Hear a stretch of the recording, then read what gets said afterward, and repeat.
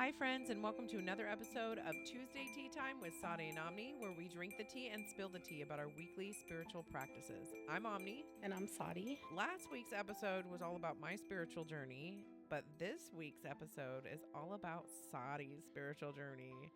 This is kind of hard for me to talk about because most of the time I keep things like this really private and close to my chest. But this is tea time, and we promised you behind the scenes. And we do episodes about topics, but we're also being vulnerable with you guys and letting you know what's going on with us on a personal level. And so I just went through, I'm on week 4 of a 6-week journey. And I want to start with telling you the physical thing that started it, and then it branched into this huge spiritual, crazy undoing of myself. I guess I'll start from the beginning. Briefly, last year I noticed a spot on my face and I thought it might be an age spot. It turns out that it was precancerous. My dermatologist let me know that if 1 or 2 were visible, there was probably more under the surface. And that's what I get for growing up in Florida and sitting out in the sun for 8 hours a day trying to burn. And that was the point. You'd burn and tan. And that was my life. I remember being like 8 years old outside with baby oil and iodine, trying to get the best burn I could possibly get. After that, I got a biopsy and it left me with a huge scar on my face, which I'm super self-conscious about right now. I don't see it, but I understand it being yours. It's very noticeable to me. They tried a few treatments last year and nothing worked. So then I got the news that I needed to be more aggressive with it and I needed to try this cream that you put on your face, right? Basically what it does is it targets unhealthy skin cells and I have to use it twice a day. And it was going to get really ugly and painful before it got better. I thought that I was prepared for that. I was like, oh, this is going to be cool. I'm going to fix my face and get rid of the skin cancer and the unhealthy cells and all that. And then I'm going to work on myself. Yeah. I'm going to go into hermit mode. And I'm like, this is going to be good because I've done silence and I do these inward retreats often. I was like, yeah, I'm going to go for it. And I knew that I was about to go into hermit mode. And I was going to use that time to heal my body and get in shape and work out. And I had all these visions of what I was going to do. Nothing could have prepared me for what I actually went through, mind, body, soul, fucking chaos. So within the first week, my face started blistering, my eyes started swelling up, and I didn't even recognize myself in the mirror. I had a full-blown meltdown. It was my ego and my self-image and my inner child, and everything just started to unravel inside of me, and it felt like I was dying. Yeah. I was embarrassed and I was in pain, and it was just all of my wounds were coming up to the surface, not just physically, but things that I thought that I had buried a long time ago or healed a long time ago were starting to come up for me. And in that same week, I did the breathwork session with Connie, because you talked about that in the last one. And during this session, you have to release something and then you have to bring something in. It was like an hour-long breathwork ceremony, and we were all together doing it with each other. My intention was that I wanted to release my need to be perfect, and I wanted to invite in radical self-acceptance. And that sounded really good to me at the time. Yeah, that's simple. Let me just do that real quick, right? Real quick. Yeah. So instead of feeling better afterwards, because, breathwork therapy, you just did this whole thing, you're going to feel better. I completely came undone. Honestly, it felt like something primal got released inside of me, like Pandora's box of like rage and pain and shame. And I thought I was already done with all of my deep shadow work and all that, because everything that I've talked about, I embody that. Yeah. I really don't just talk about it. I actually live that type of life. Yeah. And I practice what I preach, but it was scary for me because I don't remember ever being so angry, and I didn't know where it came from, and it just hit me and I didn't know what to do with it. She messaged me and Connie and was asking us our opinions on it. And I was like, I just want to bring forth the fact that you are so seasoned spiritually and you've been practicing what you preach for so many years, but you are still humble enough to come to people that you trust and that you value and ask them for help when you need it. And that's beautiful. And important and Right. inspiring. And I didn't even know what to do with it because I was literally, my mind and my body and my soul went into meltdown mode. Yeah. I needed you guys. Honestly, I was spiraling. And I realized at that point, I was like, oh shit, I'm in this darkness, a dark night of the soul kind of energy. It felt like I just had all this anger and rage and I didn't know what to do with it. You didn't even know it was there. Yeah, I didn't know it was there, and I unleashed it doing breath work, and then I didn't know what to do with it. Yeah. All this anger that's inside of me. I'm like, where did this come from? Yeah. At that point, I realized that I needed guidance, right? Even guides need guides. Yeah. I have a tattoo of Medusa. So I was taking a shower and I was having a complete meltdown. And I looked down at my arm and I realized that I've always felt a connection to her, but I never fully worked with her as my teacher. And so I made a decision that I was going to devote 6 full weeks, the rest of my healing process and what I was going through, to study under her as my spiritual guide. Yeah. Because I was like, I need help. Yeah. I can't do this by myself. And so I built an altar to her and I gave her my mornings and my nights and my tears. And I felt like I was enrolling in this divine university. And Medusa was my professor and I was fully in class. She was waking me up at like 4 o'clock in the morning and I was having crazy dreams and I'd wake up with poetry on my mind. And I would get up and light a candle and go into my room and just start writing. And it was just flowing out of me like medicine. And she was cleansing me through poetry. And I would write for hours and hours and hours. She sent me just a little bit of what she wrote, and it's beautiful. Oh my God. It was like taking me through this journey of just destruction and rebirth and what her snakes were. And she was just this journey with her. And she taught me through the channeled poetry and through my own anger, stomping it out and letting myself completely come undone. And she taught me mirror magic, like real work through the mirror, through body shame and my blistering skin daily. She didn't leave my side. And we were dancing and she was teaching me how to do runes and magic and just like tapping in like I've never felt before. I felt so loved, but also so seen. Yeah. I've never felt that seen before. And it was almost like just standing there naked and having somebody looking at every single part of your body. It was almost violating, but I needed it. Yeah. I needed to be shown the parts of me that I had been hiding even from myself, you know? And so every day I had to put the medicine on my face. And I swear to God, this medicine was like poison. Yeah. And every day it was worse because it kept getting more painful. And that was the point. As I'm putting it on my face, there were times when my husband had to come in there and he had to hold me because I had to amp myself up like a athlete. Yeah. And be like, okay, I can do this. I can do this. And what it felt like is when I put the cream on, it would target just the parts of my skin that were unhealthy. And it felt like they were little snipers, right? I'm putting this cream on my face and they're going in and they're targeting those spots and killing them, shooting them. And my face felt like a battlefield. And I'm looking at myself and I'm like, I don't even look like me. Yeah. And it would hurt so bad.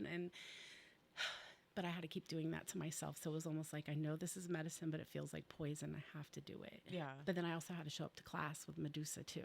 And I was like, fuck that. I'm going to learn alchemy. I'm going to take this pain that's in my face and I'm not just going to lay there. I'm not just going to curl up in a ball like I want to.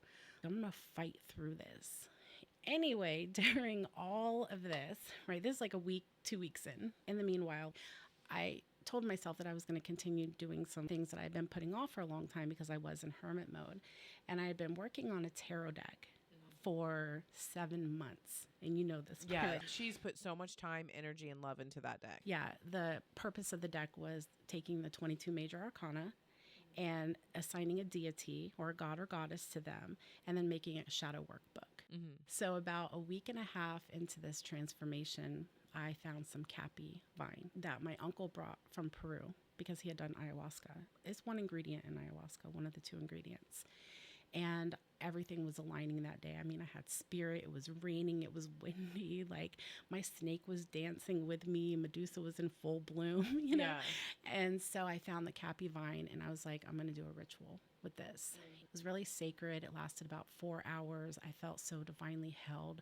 So many deities came in. Kali and Medusa was there and Mother Earth, Gaia was with me. Oh, didn't they have you dress in all white? Yeah, I dressed in all white. There was so much sacredness to it because I was coming in pure and as a student and humble, but every time I would thank them for a lesson they were giving me, because this was like one lesson after another lesson, they would remind me to thank myself as well, because don't forget the divine goddess within me. And at the come down at the very end, they were like, hey, we need to tell you something. And I was like, okay, what? Because I'm tapped the fuck in. Yeah. And they're speaking to me and moving through me, and I'm channeling. And this is the most amazing experience. And they're like, you need to start over, completely start over with your tarot deck. Throw everything away, burn it, trash it. It's nothing. It's trash. You're like, ouch. And I was like, but I'm listening, but I'm wide open, right, too. Right. So I'm like not even questioning it. And I'm like, okay, yeah. They're like, because the way you were doing it, it was wrong. It wasn't supposed to be just another deck. It was supposed to be a living transmission of energy, a sacred tool of activation, they were saying. And they told me, you have to stop creating the cards and instead let them be channeled. Because what I was doing before, I was like, oh, what represents the sun card? And I would think of a god that represented it and then try to make the card from that. Yeah. They were like, don't do that shit. Yeah. That's not the right way. So I started again. I listened to what they said. But this time from the very beginning, from scratch. And not as the creator of the deck. I had to humble myself, right? Mm-hmm. But as the student. Mm. Even in the very first card, my first deck, I was like, oh, what god represents the Fool card? Mm-hmm. I had done that one. And they're like, who is the Fool? And I was like, I am. And they're like, I am. That is the Fool. And so the imagery on that, it's whoever's holding the deck to be looking out over the cliff into the vastness, into their journey with the rest of the cards. Oh. It is I am. It's your vision looking over. You are the Fool. You are the divine soul that is on this journey. It's you. I got chills. It's I am. And so I had this entire day where I was focused on me. I am. Mm-hmm. And the Fool is the beginning of a journey. Yes. Yes. It's the Fool's journey. It's the I am into all these other aspects, right?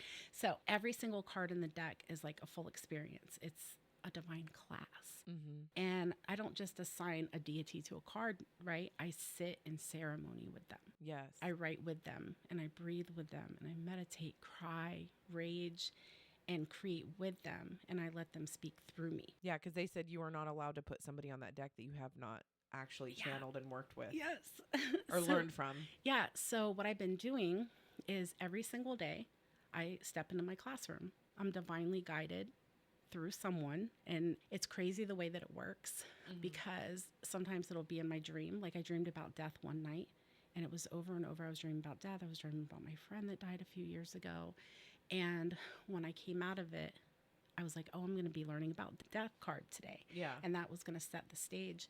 One of my soul family sent a song to me and it was Persephone, but I had already written Persephone on my piece of paper because I had met her when I worked with Hecate a long time ago, and I'd met her once and we went down. And so she was already on my mind. Persephone is death. And then it was confirmation when he sent me the song. So then I spent the entire day in her energy, and everything lined up synchronistically with that.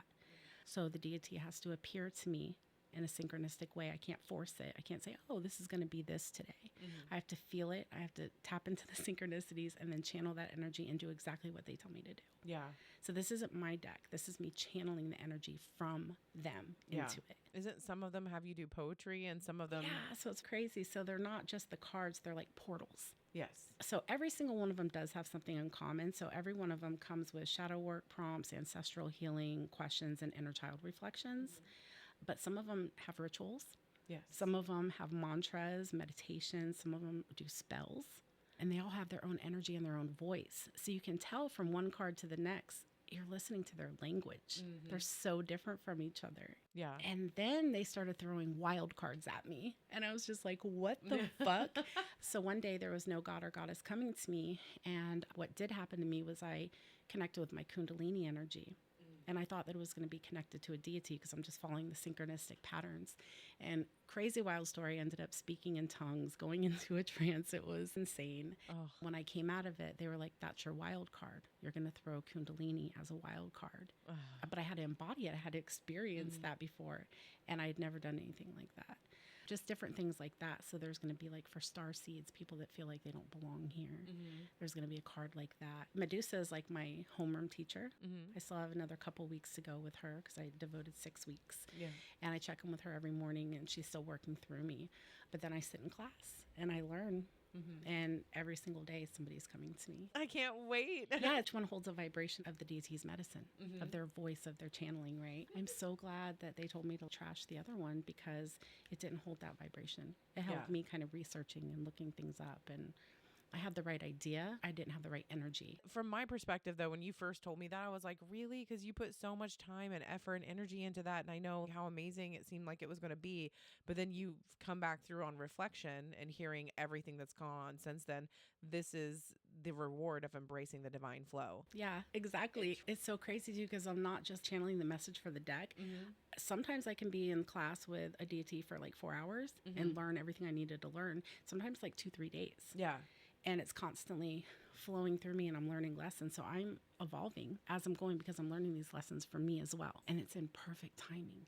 I think Medusa was like, bitch, I can't do this by myself. I'm gonna call in all I'm gonna call some homies in here because I can teach you and I can be your teacher, but I think you need more help than I can give you. That's kind of what it feels like. And then they kind of step in and out, you know? Yeah. The energy of the god or goddess doesn't just inspire the card. It is the card. Yes. It's the embodiment of the card. And it's not just a deck that you read once and you put it away. This is going to be a deck that meets you where you are. And it pulls you deeper and like changes you. Yeah. I really am excited because I feel like this deck is going to be for the seekers and the healers and the shadow walkers and the star seeds. And, you know, for anyone who's ever just like asked themselves, like, why am I here? Where do I go? What am I carrying? How do I remember who I really am? What's my calling? What's my calling? How do I get through this shit Yep. by myself? Where's my map? It Yeah. feels like a map kind of that shadowy, all that stuff where you're like, okay, yeah, I know what my fucking issues are. Now what?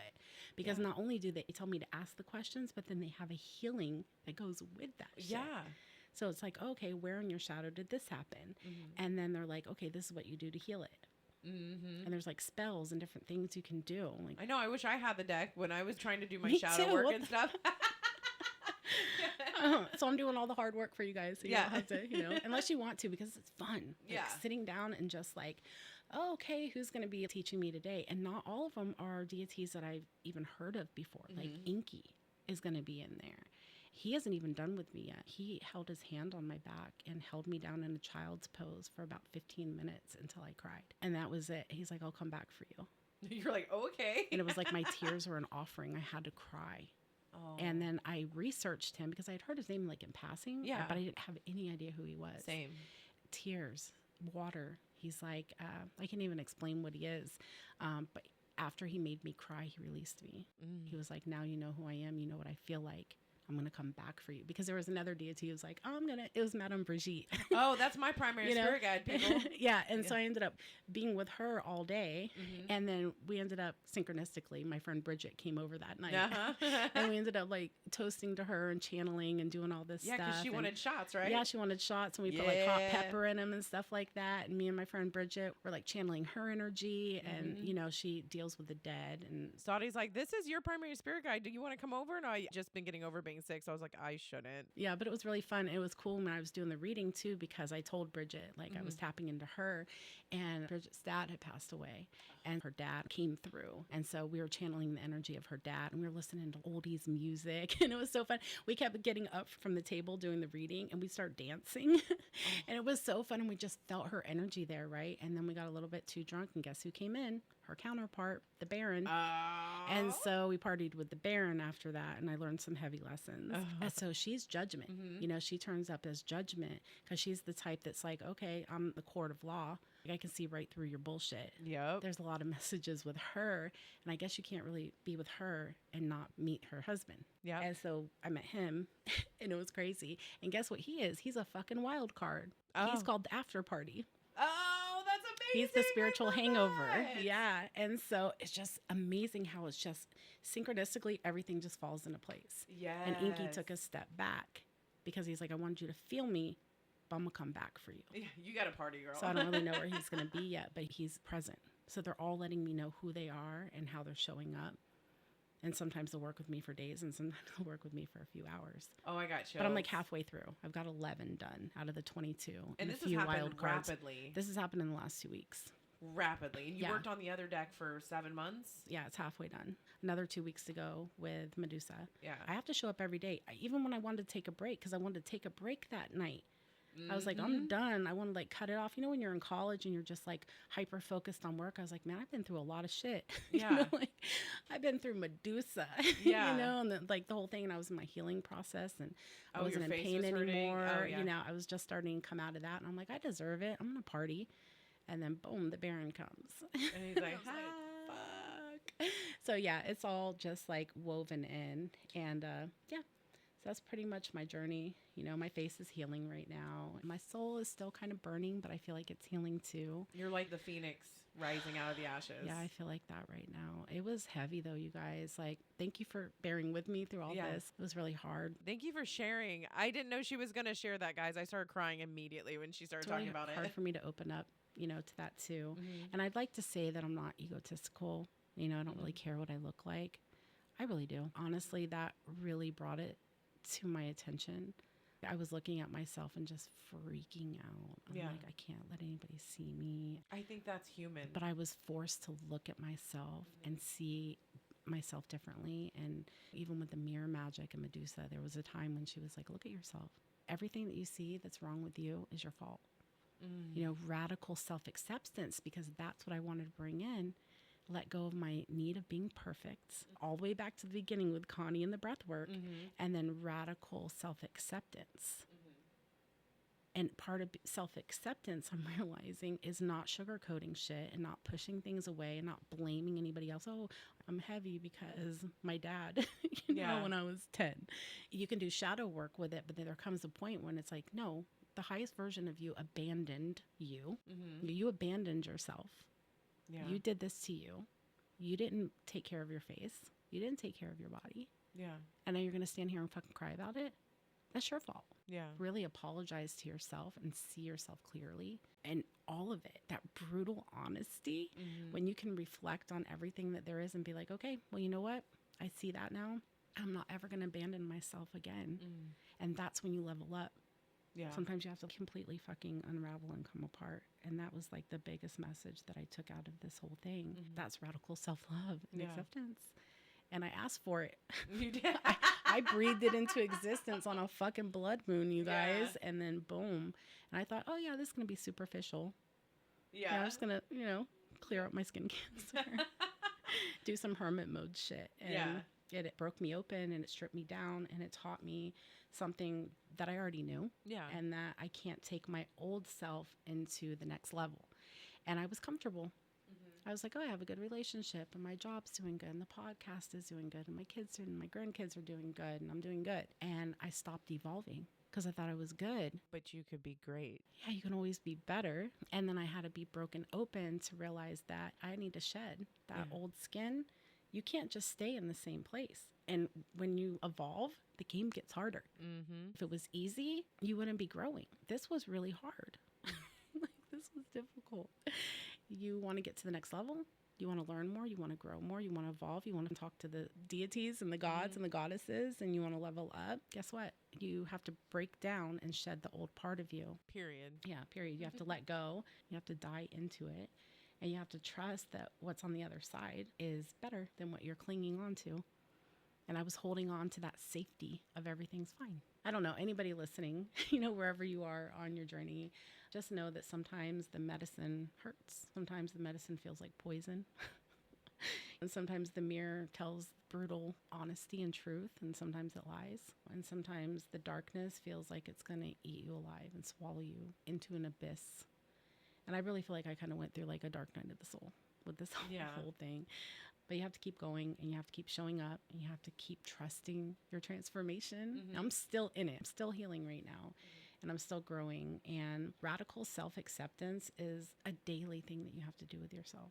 Not just like one and done. Oh, okay, I radically accepted myself. Yeah. And now I'm good for the rest of my life. It's not that. So thank you guys for thank you letting for me share it.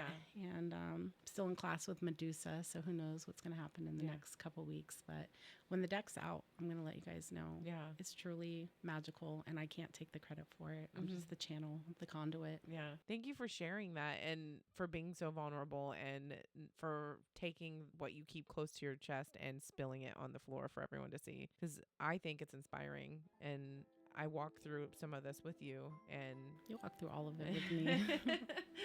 you know, I love you. I love you too. I didn't know she was going to talk about her cancer, guys. She really did put it all out there. So I really appreciate you and I honor you. And until next time, always remember to keep your minds open. Namaste, bitches.